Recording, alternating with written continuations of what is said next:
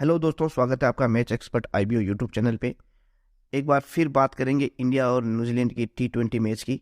तीसरा और आखिरी टी20 मैच नरेंद्र मोदी स्टेडियम अहमदाबाद में खेला जाएगा और ये मैच डिसाइडर मैच होगा। जो टीम ये मैच जीतेगी वो सीरीज पे कब्जा कर लेगी।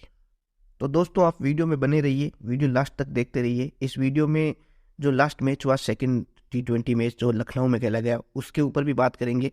उस मैच का भी मैंने प्रेडिक्शन दिया था आपको, तो उस पर भी बात करेंगे। साथ ही साथ बात करेंगे कि अहमदाबाद के अंदर 5 पिच जो है वो ब्लैक मिट्टी की है और 6 पिच जो है वो रेड मिट्टी की बनी हुई है। तो ऐसे में अपने को क्या करना चाहिए, कौन सी पिच पे मैच होगा तो कैसे अपने को एंट्री करनी चाहिए, अगर ब्लैक पे होता है तो क्या होता है, रेड मिट्टी के पिच पे अगर मैच होता है तो क्या हो सकता है। क्योंकि इंडिया और इंग्लैंड की एक टी20 सीरीज अगर आपको याद हो 3 मैचों की, तो वो तीनों मैच यहाँ खेले गए थे और तीनों ही मैच अलग अलग अंदाज में हुए थे। एक में 200 रन बने थे, एक में 150 रन बने थे, एक में 170 के आसपास ही बने थे, क्योंकि तीनों मैच अलग अलग पिच पे हुआ था। तो डिटेल में डिस्कस करेंगे इस वीडियो पे, आप बने रहिए। वीडियो लाइक करें, शेयर करें और सब्सक्राइब करें। दोस्तों सबसे पहले एक रिव्यू करते हैं छोटा सा सेकंड टी20 मैच का जो लखनऊ में हुआ था। दोस्तों आपने भी न्यूज़ में देखा होगा, आज दिन भर भी इनकी न्यूज़ में यही खबरें चल रही थी क्रिकेट न्यूज़ में कि जो टी20 मैच हुआ, जो पिच यूज़ की गई वो बहुत ही ख़राब पिच थी। हार्दिक पांड्या ने भी स्टेटमेंट दिया है कि बहुत ख़राब पिच थी, ये टी20 के लायक पिच नहीं थी। दोस्तों ऐसा क्यों हुआ? क्या 99 रन 100 रन का लक्ष्य इंडिया के लिए इतना बड़ा था कि उसको 19 ओवर और 5 गेंदें लग गई, और जिसमें भी वो सेकंड लास्ट ओवर में लोकी फर्ग्यूसन के ओवर में अगर वो हार्दिक पांड्या सिंगल के लिए क्लिक किया था, क्लिक शॉट खेला था फाइन लेग पे और वो बाउंड्री चली गई थी, अगर वो चौका नहीं जाता तो क्या इंडिया वो मैच जीत पाती? ऐसा एक बार तो लग गया था कि वो इंडिया मैच जीत ही नहीं पाती, क्योंकि अगर लास्ट ओवर में 10 रन चाहिए होते ना तो नहीं जीत पाती, मुश्किल हो जाता काम। लेकिन जीत गई, अच्छा हुआ। और एज ए इंडियन फैन होने के नाते तो मैं कहूँगा बहुत अच्छा हुआ। लेकिन ऐसा क्यों हुआ? तो मैंने वीडियो में डिस्कस किया था कि यहाँ पे रेड मिट्टी की और ब्लैक मिट्टी की पिच इस्तेमाल की जाती है। उत्तर भारत का ही मैंने डिस्कशन किया था कि अहमदाबाद हो गया, चंडीगढ़ हो गया, लखनऊ हो गया, ये जो नए पिच तैयार हो रहे हैं। अहमदाबाद का स्टेडियम मोटेरा स्टेडियम पुराना था, लेकिन नरेंद्र मोदी स्टेडियम अभी नया रिनोवेट हुआ है, तो यहाँ पे भी 10-15 पिच है, लेकिन उसमें से 5-6 पिच जो है इंटरनेशनल क्रिकेट के लिए तैयार होती है वो ब्लैक मिट्टी की होती है। 6 पिच जो है वो 6 या 7 पिच ऐसी है जो रेड मिट्टी से है। तो ये एक्सपेरिमेंट क्यों चल रहा है? वो एक्सपेरिमेंट इसीलिए चल रहा है कि रेड मिट्टी की पिच पे स्पिन को मदद रहती है और सेकंड बैट ही मोस्टली जीतता है। इसीलिए आपने देखा होगा कि पुराने टाइम में इंडिया के पास फास्ट बॉलर कम होते थे, स्पिनर बॉलर बहुत अच्छे थे। इसलिए फॉरेन कंट्रियों में इंडिया के रिकॉर्ड्स इतने अच्छे नहीं होते थे, क्योंकि वहाँ फास्ट पिच बनती थी और यहाँ पे स्पिन पिच बनती है। लेकिन अब धीरे धीरे ट्रेंड चेंज हो रहा है, फास्ट पिच भी बनाई जा रही है, जिसकी वजह से अच्छे अच्छे फास्ट बॉलर भी आ रहे हैं। आपने उमरान मलिक को देखा होगा, मोहम्मद सिराज को देखा होगा, दीपक चार हो गया, मुकेश कुमार, ये जितने भी नए न्यू फास्ट बॉलर आ रहे हैं सब फास्ट बॉलर ऐसे नहीं है कि मीडियम फास्ट बॉलर है। जैसे ईशांत शर्मा, भुवनेश्वर कुमार, इरफान पठान, जाहिर खान, इनके आगे जो लगता था ना मीडियम फास्ट बॉलर, वो नहीं लगता, इनके आगे लगता है फास्ट बॉलर। तो ये वाकई फास्ट बॉलर है, इनकी स्पीड 145 किलोमीटर प्रति घंटा से ज़्यादा की रहती है हर मैच में। तो वो पिच का जो है उत्तरी भारत के अंदर ब्लैक मिट्टी की पिच को भी अभी इस्तेमाल करना शुरू किया है। लेकिन कई बार क्या होता है कि पिच बनाते टाइम कुछ मिस्टेक हो जाती है, जिसकी वजह से पिच ना तो रेड मिट्टी की रह पाती है ना ब्लैक मिट्टी की रह पाती है। सेम वैसा का वैसा लखनऊ वाले पिच पे हुआ। वो पिच इस तरीके से बन गई कि उस पर स्पिनर बॉलर को इतनी ज़्यादा मदद थी, और मदद क्या थी, बल्लेबाज हैरान थे, समझ में नहीं आ रहा था। आपने अगर बॉल देखी हो, यूजी चहल की जो बॉल थी जिसपे बॉल्ड हुए थे, वो बॉल अगर आपने देखी होगी, या सेकंड ओवर जब वॉशिंगटन सुंदर जब सेकंड ओवर डालने आए तो आपने देखा कितना टर्न लिया। और मैंने टॉस होने के बाद टीम इंडिया की जो प्लेइंग 11 देखी, तो मैं 3 स्पिनर देख के ही थोड़ा सा मुझे डाउट हुआ कि क्या बहुत ज़्यादा टर्न मिलने वाला है। क्योंकि मैंने पिच रिपोर्ट में जिक्र किया था कि अगर ब्लैक मिट्टी के पिच पे ये मैच होता है तो 100% श्योर है कि ये फास्ट बॉलर को मदद करेगा और एक हाई स्कोरिंग मुकाबला होगा, जैसा कि पिछले 5 मैचों के रिकॉर्ड में भी हमने देखा। लेकिन ये जो मैच हुआ वो ना तो ब्लैक मिट्टी की पिच थी ना रेड मिट्टी की थी, क्योंकि उस पिच को गौर से देखा जाए तो बीच बीच में ऐसे बड़े बड़े डॉटेड थे जो ब्लैक मिट्टी के थे, बाकी रेड मिट्टी के भी थे, मिक्स में थे। तो वो पिच एकदम से बदली हुई पिच नजर आई। आपको एक याद दिलाता हूँ, मैं इन 2021 के अंदर इंग्लैंड जब यहाँ टेस्ट मैच खेलने आया था, 4 टेस्ट मैचों की सीरीज थी जिसमें अक्षर पटेल ने बहुत विकेटें ली थी, वो फेमस हुए थे अक्षर पटेल, उसी टाइम उन्होंने डेब्यू किया था। या अहमदाबाद में भी लास्ट में 2 टेस्ट हुए थे। तो आपको याद होगा कि 2 टेस्ट चेन्नई में हुए थे। तो पहला टेस्ट मैच हुआ था वो पिच भी सेम एक्सपेरिमेंट किया गया था, क्योंकि चेन्नई की जो पिच है वो हमेशा से ही स्पिन बॉलर को सपोर्ट करती है, ये स्लो पिच रही है।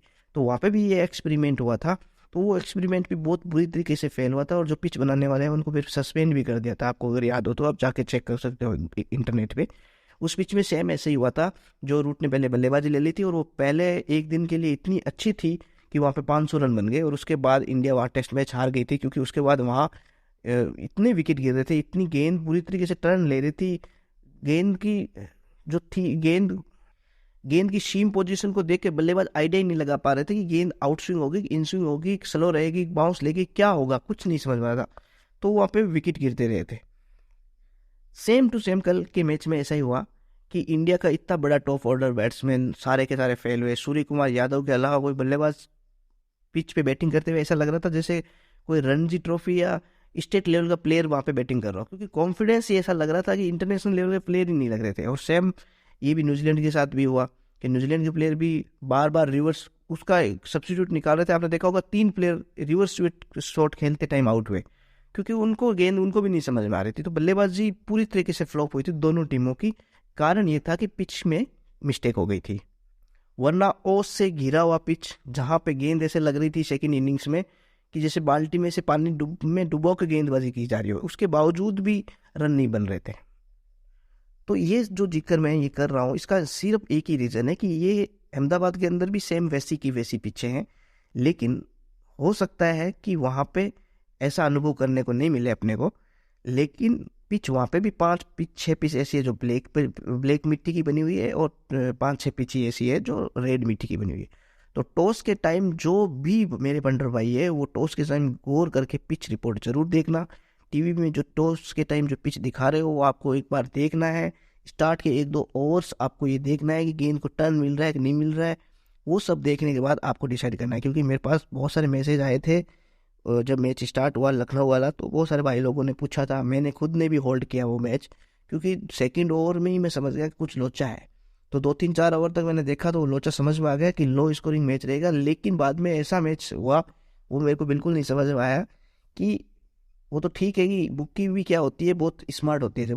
अगर ये इंडिया पहले बैटिंग कर रही होती और इंडिया 99 पे ऑल आउट हो जाती ना, और न्यूजीलैंड जब सेकंड बैटिंग कर रही होती और न्यूजीलैंड सेम इंडिया की तरह ही अगर रन को चेज करती, बार बार विकेटें गिर रही होती, चेज करने में दिक्कत हो रही होती ना, तो 100% है फेवरेट रेट 50 क्रॉस कर जाते, या हो सकता है इंडिया फेवरेट भी लग जाती है ना सेकंड इनिंग्स में। सेम अगर उल्टा होता तो। लेकिन वो बुकी हुई बस स्मार्ट होती है, क्योंकि मैच इंडिया में है और इंडिया की उन्होंने इंडिया फेवरेट ओपन की थी, तो वो उन्होंने फेवरेट रेट को बढ़ाया ही नहीं। बड़ी मुश्किल से लास्ट में 20 पैसे तक लेके गए थे, बाकी लेके ही नहीं गए। अदरवाइज अगर वही उल्टा होता, न्यूजीलैंड अगर खेल रही होती इंडिया की जगह सेकंड बैटिंग, तो 100% बहुत बढ़ाते हैं वो लोग। तो वो डिपेंड करता है, कई बार ये सब चीज़ें सिचुएशन होती है तो वो ध्यान रख के ही एंट्री करनी होती है, इसलिए कई बार ऐसे मैच स्किप करने होते हैं। तो स्किप करना ज़्यादा समझदारी थी। तो दोस्तों अब बात करते हैं फटाफट से, क्योंकि वीडियो बहुत लंबा हो रहा है, फटाफट से अहमदाबाद स्टेडियम की बात कर लेते हैं। प्रेडिक्शन लगाते हैं कि कौन सी टीम मैच जीत सकती है और कैसे करें अपने एंट्री। वीडियो को लाइक करें, शेयर करें और सब्सक्राइब करें दोस्तों, ये मेरा सपोर्ट आप कीजिए। मैं आपका ये सपोर्ट हर मैच में करने की कोशिश करूंगा कि आपको बेस्ट से बेस्ट प्रेडिक्शन दूं कि कैसा पिच हो सकता है, कैसी कैसी सिचुएशन हो सकती है मैच में, और आप कहाँ पे जाके कैसी सिचुएशन पे जाके किस फेवरेट रेट पे जाके एंट्री कर सकते हो। तो सबसे पहले करते हैं बात अहमदाबाद क्रिकेट स्टेडियम के पिच की। तो दोस्तों इस क्रिकेट स्टेडियम की पिच बैटिंग फ्रेंडली पिच है, नो डाउट। ग्राउंड बहुत बड़ा है, तो बाउंड्री लाइन बड़ी है, इसलिए आपको स्पिनर भी यहाँ पे गेम में आते हुए नजर आएंगे। अगर काली मिट्टी की पिच पे ही मैच होता है तो हाई स्कोरिंग होना तय है। लेकिन उसके साथ साथ आपको बता दूं कि वहाँ पे आपको स्पिनर यूजी चहल जैसे स्मार्ट बॉलर, जो चतुर चालाक बॉलर होते हैं, वो आपको फ्लाइट डिलीवरी डालते हुए मिलेंगे। फ्लाइट बॉल जब डालेंगे, ललचाती हुई गेंदें डालेंगे, तो बैट्समैन आगे निकल के बड़ा शॉट खेलने की कोशिश करेंगे। हो सकता है एक ओवर में 2-2 3-3 छक्के भी लगे, लेकिन बाउंड्री पे कैच पकड़ने के भी पूरे चांस वहाँ पे रहेंगे। अगेंस्ट द हवा के अगेंस्ट अगर ये बॉलिंग ये सब प्लान होगा वो मैच के लाइव मैच में, तो वो चीज़ें अपने को समझनी है वहाँ पे। उस टाइम किस टाइप की फेवरेट रेट हो, उस टाइम अगर कम फेवरेट रेट हो और विकेट गिरने से रेट बढ़ने के चांस हो, तो आपको वहाँ पे एंट्री लेनी है। ये सब चीज़ें आपको कैलकुलेट करके रखनी है। बड़ा ग्राउंड है, और अगर रेड मिट्टी के पिच पे ये होता है मैच, तो लो स्कोरिंग मैच होने के चांस ज़्यादा रहेंगे, वो आपको ध्यान रखना है। तो उसी हिसाब से आपको अपनी फैंटेसी 11 भी बनानी है, जिसमें आपको बॉलर्स उस हिसाब से लेने हैं, ठीक है। हाई स्कोरिंग होता दिखे तब आप नो डाउट बहुत साइड कटिंग कीजिए, दोनों साइड कटिंग होगी। और अगर लो स्कोरिंग मैच होता दिखे तो यहाँ पे भी ओस आएगी। ओस आने के बाद सेकंड बैटिंग को अनकंडीशनल एडवांटेज मिल जाते हैं, तो आप सेकंड बैटिंग के साथ जाइए, वो भले ही इंडिया हो या न्यूजीलैंड हो। बहुत अच्छा मैच होने वाला है। अगर बात करें यहाँ T20 मैच कितने हुए हैं, तो इंटरनेशनल मैच अभी रिसेंटली 3-4 ही हुए हैं, उसमें एवरेज ज़्यादा समझ में नहीं आया। लेकिन जो IPL हुआ था, मैं उसके आंकड़े यहाँ पे आपको बताता हूँ। IPL के 19 मैच यहाँ पे खेले गए हैं, उसमें से 8 बार फर्स्ट मैच जीता है और 10 बार सेकंड मैच जीता है। ग्राउंड बड़ा होने के कारण से फर्स्ट और सेकंड मैच का रेशियो जो हमेशा इक्वल सा आता है, डिपेंड करता है टीम कैसी होती है। अगर टीमें दोनों बराबर होती है तो कोई भी टीम जीत सकती है। एवरेज स्कोर जो यहाँ पे है वो 160 रन का है, इसका मतलब हाई स्कोर रिंग जाने के चांस ज़्यादा है। जो लो स्कोरिंग वाले पिच है वहाँ पे भी हाई स्कोरिंग हो जाती है जब टीमें बराबर की हो, अच्छे बैट्समैन हो। अगर स्कोरिंग पैटर्न की बात करें तो 150 से नीचे 6 बार बना है 19 मैचों में, 150 से 170 के बीच में भी 6 बार बना है, 170 से 190 के बीच का भी 5 बार बना है, और 190 से ऊपर 2 बार बना है।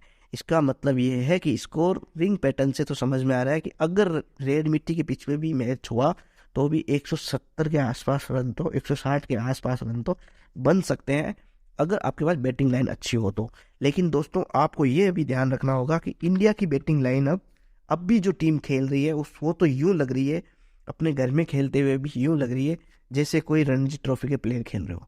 ईशान किशन एकदम फ्लॉप, शुभम गिल तो T20 के प्लेयर ही नहीं मानता हूं मैं, क्योंकि उनको टाइम चाहिए, टाइम रुक के बैटिंग करते हैं। आप कभी भी उनकी कोई भी 50 देख लीजिए T20 के अंदर, IPL हो इंटरनेशनल हो, वो धीरे खेलते हैं। जो धीरे खेलता है वो प्लेयर बड़ा प्लेयर नहीं होता। शिखर धवन हर मैच IPL में खूब रन बना रहे हैं, लेकिन फिर भी इंटरनेशनल T20 में उनको नहीं ले रहे ना, यही कारण है, धीरे खेलने वाले प्लेयर को नहीं ले जाता। स्टीव स्मिथ अभी आपने BBL में देखा हो, इतने फास्ट क्यों खेलने लगे हैं? उनको पता है कि अगर मैं धीरे खेलूंगा तो मेरा कहीं पे भी नहीं है, ना मुझे कोई IPL में खरीदेगा, ना मुझे कोई BBL में लेगा, ना मुझे किसी लीग में खिलाया जाएगा, इवन मुझे ऑस्ट्रेलिया T20 टीम से भी निकाल दिया जाएगा। तो उन्होंने अपनी स्ट्राइक रेट बढ़ाई। तो ये स्ट्राइक रेट का गेम है, स्ट्राइक रेट जिसकी हाई होगी वही अच्छा प्लेयर माना जाएगा। हार्दिक पांड्या कैप्टन क्यों है? इसीलिए। लेकिन दोस्तों अभी हार्दिक पांड्या भी फ्लॉप हो रहे हैं लगातार, आप पिछले कई मैचों से देखो, वो हार्दिक पांड्या नजर ही नहीं आ रहे हैं। दूसरा, ईशान किशन पूरी तरीके से फेल हो रहे हैं। बहुत अच्छा मौका था ऋषभ पंत के चोटिल होने से, लेकिन वो बुना नहीं पा रहे हैं। संजू सैमसन चोटिल है, फिर भी वो बुना नहीं पा रहे हैं, वरना संजू सैमसन यहाँ आ जाएंगे। पृथ्वी शॉ को खिलाया जा सकता है थर्ड T20 मैच के अंदर, जिस तरीके से टॉप ऑर्डर फेल हो रहा है उस तरीके से। तो क्योंकि पूरी की पूरी बैटिंग जो है वो सूर्या के आसपास ही घूम रही है। सूर्या अगर सस्ते में गया अहमदाबाद में तो इंडिया के लिए वहाँ मैच जितना बड़ा मुश्किल काम हो सकता है। त्रिपाठी बिल्कुल भी कॉन्फिडेंस नजर नहीं आ रहा है। ऐसा लग ही नहीं रहा है कि 3 नंबर के प्लेयर है। बैटिंग नंबर 3 पे ऐसा बैट्समैन चाहिए जिसका confidence level out of form में भी विराट कोहली जैसा ही होना चाहिए। विराट कोहली का आउट ऑफ फॉर्म भी नंबर 3 पे जो कॉन्फिडेंस था वैसा ही होना चाहिए, वो बिल्कुल नजर नहीं आ रहा है। इसलिए न्यूजीलैंड की टीम के पास ये एडवांटेज है कि वो इंडिया को यहाँ पे हरा सकते हैं। लेकिन दोस्तों इंडिया के पास सिर्फ और सिर्फ ये एडवांटेज है कि वो होम ग्राउंड में खेल रही है। अगर कंडीशंस ने उनका साथ दिया तो वो मैच जीत सकते हैं। अदरवाइज बैटिंग में फेल हो रहा है, बॉलिंग में थोड़ा ठीक हो रहा है उनका। कैप्टेंसी भी चलो हार्दिक पांड्या की ठीक है, लेकिन न्यूजीलैंड की टीम यंग टीम, नई टीम है, वो भी पूरी तरीके से, उसमें भी एक्सपीरियंस प्लेयर नहीं है, तो उस वजह से वो भी स्ट्रगल कर रही है।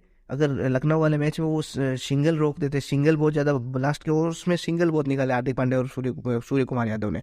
अगर सेटनर थोड़ा सा स्मार्ट कैप्टेंसी करते और सिंगल्स पे फोकस करते कि सिंगल नहीं देना है इनको, तो बाउंड्री तो लगी नहीं थी। 7 या 8 चौके पूरे मैच में लगे थे इंडिया के बारे में, बाउंड्री तो वैसे ही नहीं लग रही थी। तो अगर थोड़ा सा ऐसे सेटअप करते तो इंडिया को वहाँ वो हरा सकते थे। लेकिन वही है, क्रिकेट अनिश्चितों को खेलने कुछ भी हो सकता है। इंडिया मैच जीत सकती है ये अहमदाबाद के अंदर, नो डाउट उसके अच्छे रिकॉर्ड्स है। और वो जब भी 2 मैच 3 मैच खराब जाते हैं तो बाउंस बैक करने के लिए इंडिया हमेशा नंबर 1 रही है ना। तो इंडिया या मैच जीतने के चांस इंडिया के हैं। आपको फेवरेट ओपन 60-65 के आसपास इंडिया ही मिलने वाली है। लेकिन दोस्तों कंडीशन के हिसाब से एंट्री लीजिएगा। टॉस होने के बाद प्लेइंग 11 देखने के बाद टॉप ऑर्डर पूरी तरीके से फेल हो रहा है तो आप उसको मद्देनजर रखते हुए एंट्री ले सकते हो। सिचुएशन क्या हो सकती है, कैसे हो सकती है, सारी डिटेल्स आज वीडियो में नहीं कर सकते, वीडियो बहुत लंबा बन चुका है। तो कुछ भी आपको समझ में नहीं आ रहा हो, कैसी सीजन क्या हो, तो आप कमेंट कीजिए, कमेंट में बात करेंगे। मिलते दोस्तों नेक्स्ट वीडियो में। स्वस्थ रहें, मस्त रहें। बहुत बहुत धन्यवाद।